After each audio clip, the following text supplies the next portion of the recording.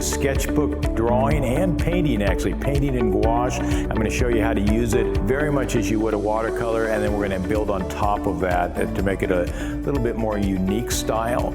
Steve Houston is an internationally renowned painter and draftsman who has worked for such clients as Caesars Palace, MGM, Paramount Pictures, and Universal Studios, and has taught drawing and painting at Disney, Warner Brothers, Blizzard Entertainment, and DreamWorks Studios.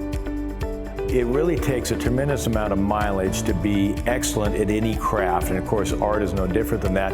With a sketchbook you have immediate gratification. If you've got 10 minutes, if you got an hour, you can sit down. Even 5 minutes you can do a little bit in the sketchbook, as opposed to the easel and the canvas. You feel like you need 3-4 hours to work.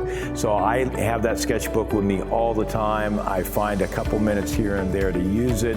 It becomes my great friend. I'm going to show you how to make it your best friend as well. Let's get started.